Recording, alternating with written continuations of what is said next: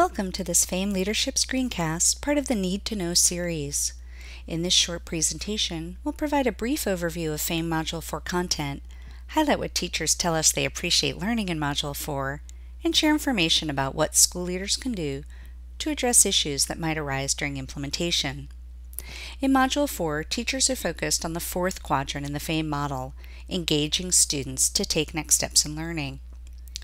Through the work of this module, teachers develop new strategies so that they and the students can answer the question, where to next?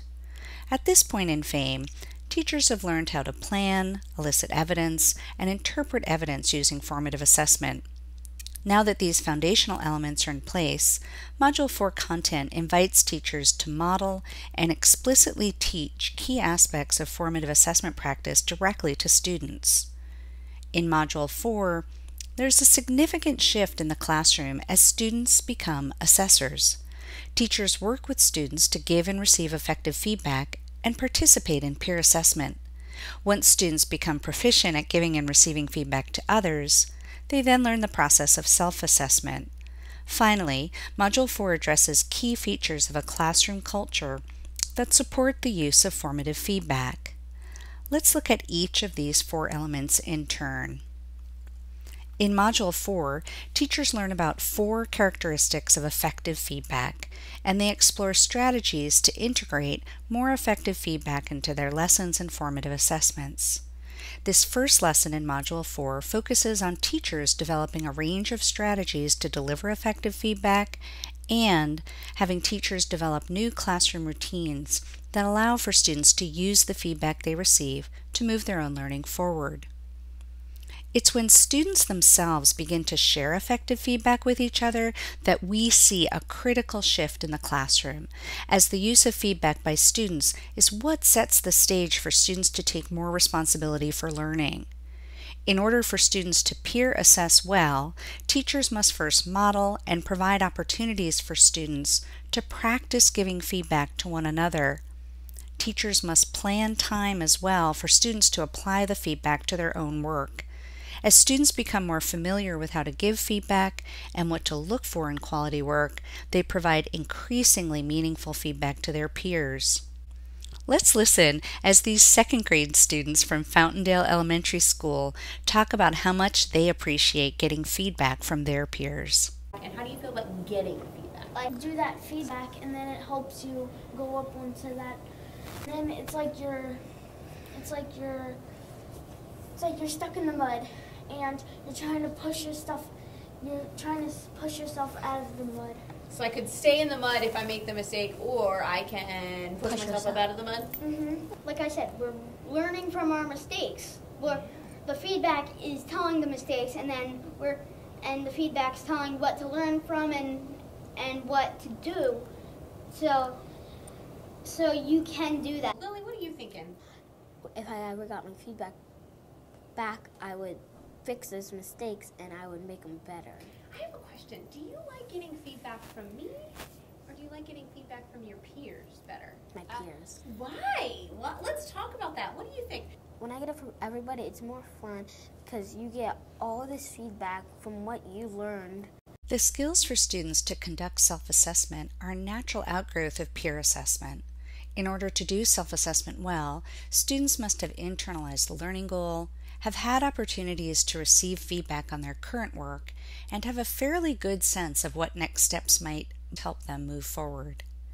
In this brief clip, Brittany Moriello, a first grade teacher from a FAME Cohort 1 school, talks about how peer and self-assessment impacted her students' ownership of their learning.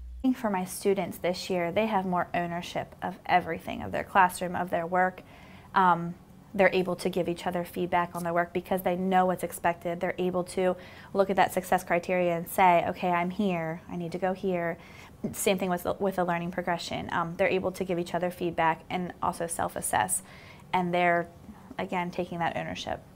At the heart of formative assessment is a classroom environment in which students feel safe to take risks, to explore, and to learn together. It's an environment in which all students feel that they are respected and valued, have an important contribution to make to their learning, and have a responsibility to contribute to their peers' learning. Module 4 content names key aspects of this culture and outlines the teacher's role in establishing and supporting this classroom environment. Many teachers report during Module 4 that they see a dramatic shift in the ways their students approach learning. In the following short clips, listen as teachers describe how feedback, peer assessment, and self-assessment impact learning. When I was designing the lesson today, I thought about self and peer assessment because you learn best through picking up your own changes. What can I do better? And the first thing I had the kids do today was list example of a good argument, and then I had them write down what they were good at as a writer. And I think that helps them really get inside their own heads and then switch them to, okay, now what do I need to work on? So now they're not as afraid to be not wrong, but maybe have a weakness because they already understand their strengths. I love that I have an environment where they respect each other and aren't afraid to admit to things that maybe they're not the best at, and they're not afraid to be willing to learn and try new things in order to become a stronger writer or student. Absolutely. I have kindergarten students that are having these conversations, and they're assessing each other's work, and they're saying, I think it's really great that you have all of our non-negotiables. For example, you started with a capital letter, you ended with a period, you have great finger space. But this is a word-wall word, and you should have your word-wall word spelled correctly. There's a list for you to refer to, and I just sit back and I say, continue, I'll just watch. If you lay it out for them in an appropriate manner, they're able to pick it up and just run with it. And I never thought that they could be that independent at that age. In these clips, we heard how formative assessment practices empower students to take ownership of their learning. These voices remind us that, from a very young age and through high school, there's value in receiving feedback in different ways and from multiple voices. Developing a climate for learning involves both teachers and students, practicing feedback and peer assessment skills over time. While these outcomes are powerful motivators for teachers and students alike, there are topics and concepts in Module 4 that benefit from leadership attention. Here are 4 leadership essentials that will help you successfully navigate Mod 4 content with your faculty. Leadership essential number 1. Support all faculty to model an effective culture of learning. The classroom culture required in a formative assessment classroom, one where students feel safe to make mistakes, take risks, and use feedback, benefits from a school-wide culture of evidence use and feedback. Assess and strengthen teachers' professional climate for risk-taking and the use of formative feedback for adult learning. These adult norms reinforce their use in the classroom. Leadership essential number 2. In formative assessment, new evidence of learning replaces older evidence of learning. This often comes to light in Module 4, particularly as teachers begin to see the power of effective feedback as a tool for student learning. District and school policies that have mandatory reporting practices may need to be looked at to align with and support formative assessment implementation. Leaders should be ready to engage in conversations that address current practices and identify how these support or hinder effective use of formative feedback. Leadership essential number 3. It's only feedback if it's used to move learning forward. A common error we see in Module 4 is that teachers spend a significant amount of time having students give each other feedback, but there's no class time allocated to having students apply the feedback.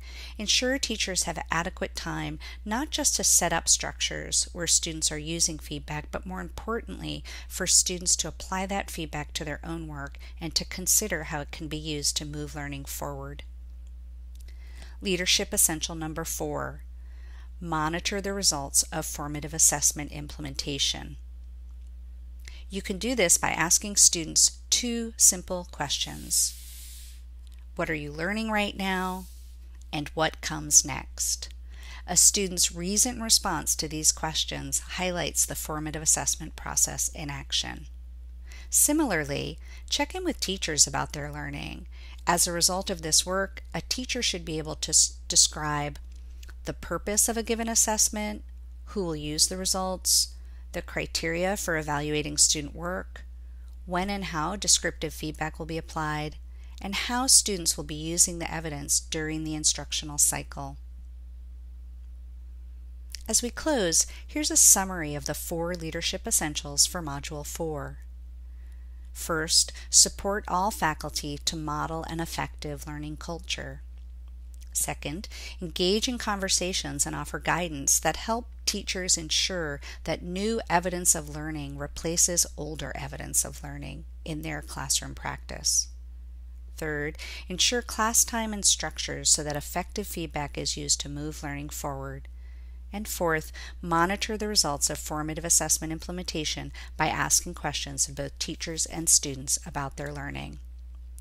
We found that attention to these leadership essentials supports a smoother Module 4 implementation.